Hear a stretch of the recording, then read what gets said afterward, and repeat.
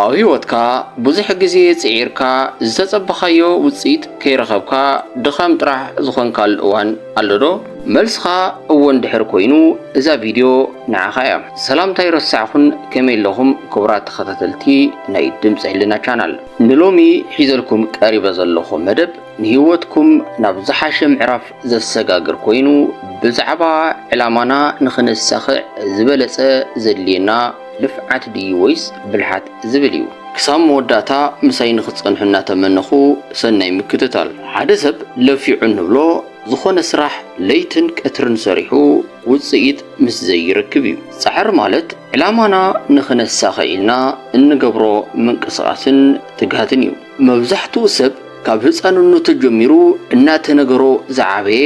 ለውጥ ዝመጽእ ብጻዕሪ ጥራሕ ከም ዝኾነ እዩ በዚ ምኽንያት ድማ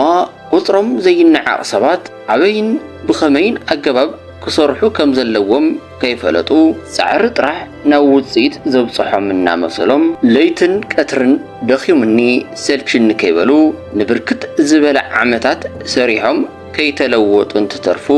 ተስፋ ይቆርጡ ብኸምዚ ኣገባብ እናሰርሑ ጸኒሖም ዕድመኦም ምስ ደፍአ ደቆም ወይ ካልእ ሰብ ብዛዕባ ስራሕ ዝምልከት ተሓቲትዎም ካብ ዘለዎም ሕማቕ ተመክሮ ተበጊሶም ዕድል ወሳንነት ከም ዘለዎ ይገልጹሉ ብዙሕ ዓመት ሰሪሖም ዘይምልዋጦም ብሰንኪ ዕድልን ኣምላኽ ንዕኦም ሕለፍዎ ኢሉ ዝጸሓፈሎም ከም ዝኾነን እቲ ካልእ ሰብ እውን ነናቱ ጽሕፍቶ ስለ ዘለዎ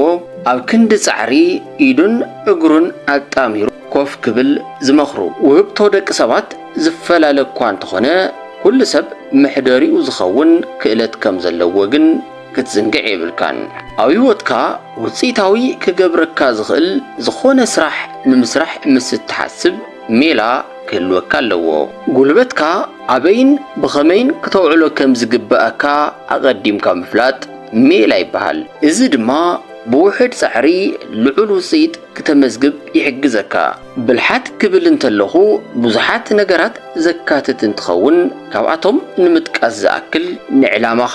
ክሕግዙ ምስ ዝኽእሉ ሰባት ሓሳባት ሼር ምግባር ካብ ጌጋኻ ምምሃር ተውህቦኻ ምፍላጥ የጠቓልል መጀመርያ ክትገብሮ ዘለካ ተውህቦኻ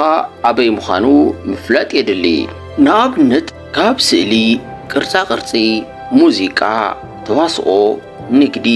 ስፖርትን ካልኦትን ዘለካ ዝንባለ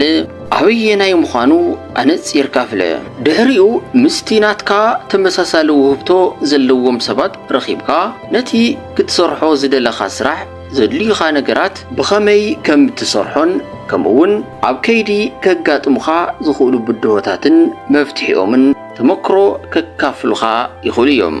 ብፍላይ ድማ እቲ ዓውዲ ስራሕ ንሳቶም ብዙሕ ዓመት ሰሪሖምሉ ዝጸንሑ እንተኾይኑ ዝበለጸ ክሕግዙኻ ይኽእሉ እዮም ብልሓተኛታት ሰባት ካብ ሰነፋት ዝፈልዮም ነገር ቀልጢፎም ከባቢኦም ዝግንዘቡን ልዕሊ ኩሉ ድማ ውሽጦምን ዝንባሊኦምን ኣጸቢቖም ፈሊጦም ነዚ ክሕግዝዎም ዝኽእሉ ሰባት ረኺቦም ሓሳብ ዝለዋወጡ ምዃኖም እዩ ጻዕሪ ጥራሕ በይኑ እኹል ኣይኮነን ጻዕሪ ብሜላ ዝተደገፈ እንተኾይኑ ግን ውጽኢቱ ኣዝዩ ልዑል ይኸውን ብሜላ ዝተደገፈ ጻዕሪ ብዙሓት ረብሓታት እንትህልውዎ እቶም ቀንዲ ግን እዞም ሕዚ ዝገልጸልካ እዮም እቲ ቀዳማይ ግዜኻ ብግቡእ ክትጥቀመሉ ይገብር ስራሕኻ ብሜላ ተካይድ እንተኾይንካ ንኽትውድኦ ነዊሕ እዋን ዝወስደካ ዝነበረ ዕላማ ኣብ ኣዝዩ ሓፂር እዋን ትውድእ እዚ ድማ ናይ ንእስነት ዕድሜኻ ብግቡእ ክትጥቀመሉን ክተስተማቕሮን ይሕግዘካ ብዙሓት ሰባት ብሜላ ሰኣን ምስራሕ ልዕሊ ፍርቂ ዕድመኦም ኣብ ጻዕርን ሸቕልን ሓሊፎም ከይ ሓለፈሎም ፀሓይ ዓሪብዎም ካልእ ተሪፉስ መንበር ገዛ እኳ ከጥርዩ ብዘይምኽኣሎም ከዕርፉልን ነብሶም ክዝክሩልን ዝግብኦም ዕድመ እንትንከራተቱ ምርኣይ ኣዝዩ ይሕዝን እዚ ዝኾነሉ ምኽንያት ሰኣን ጻዕሪ ዘይኮነስ ብሰንኪ ሜላ ዘይብሎም ምዃኖም እዩ ንምንታይ ኣብቲ ደረጃ ከም ዝበጽሑ ንምፍላጥ ተሓቲቶም እንትምልሱ ድማ ግደፈን ንስኪ ከማይ ጻዓር ኣነስ ኣምላኽ ደኣ ብኡሕለፍ ፎይሉን እምበር ዝገበርክዎ የብለይን ይብሉ እዚ ግን ፍጹም ጊጉይ ኣመለኻኽታ እዩ። ምኽንያቱ ጻዕሮም ብሜላ ዝተደገፈ እንተዝነብር ልዑል ደረጃ ዘይበጽሕሉ ኩነታት ምንም ኣይህሉን ነይሩ። ብኣንጻሩ ብብልሓት ስራሕቶም ዘካይዱ ሰባት ድማ ብዋናነት ንባዕሎም ዝርብሑ እንትኾኑ ካብኡ ሓሊፎም ድማ ንስድሮኦምን ንሕብረተሰቡን ልዑል ግደ የበርክቱ። እዚ ክብል እንተለኹ ንሳቶም ኣብ ዝነኣሰ ዕድመኦም ኣብ ሓፂር እዋን ተለዊጦም ንዝርኢ ክፋል ሕብረተሰብ ናይ ይከኣል መንፈስ ንኽላበስን ኣብ እዋን ንእስነትካ ብሜላ እንተሰሪሕኻ ለውጢ ክመጽእ ከም ዝኽእል ብተግባር ዘርኢ እዩ። መብዛሕትኡ ሰብ ዝጋገዮ ነገር ሃብትን ንብረትን ዝጥረ ኣብ ኣጋዕቤት ጥራሕ ምዃኑ እዩ። እዚ ዝኾነሉ ምኽንያት ድማ ኣብ ዝዓበየሉ ማሕበረሰብ ብዘይካ ውስናት ሰባት ካልኦት ኣብ ኣጋዕ እርጋኖም ሃብቲ ክውንኑ ስለ ዝርኢ እዩ። ካብ ከምዚ ዓይነት እምነት ተበጊሱ ድማ ገለ በላሕቲ ሰባት ኣብ ትሑት ዕድመ ኮይኖም ልዑል ሃብትን ንብረትን ወኒኖም ክርኢ እንተሎ ሰሪቖም እምበር ሰሪሖም ኣምፂኦምዎ ኢሉ ንምእማን ኣዝዩ ይጽገም። እዚ ክብል እንተለኹ ግን ኩሉ ኣብ ትሑት ዕድመ ዝነብር ሰብ ሃብቱ ሰሪሑ ኣጥሪዎ ማለተይ ኣይኮነን። እቲ ካልኣይ ሜላ ድማ ጉልበትካ ክዕቀብ ይገብር። ብሜላ ትሰርሖ ስራሕ ኩሉ ግዜ ጉልበትካ ኣብ ዘይድሊ ነገር ከይባኽን ይሕግዝ። ውፅኢት ኣብ ዘይትረኽበሉ ነገር ጉልበትካ ምፍሳስ ድማ ሞራልካ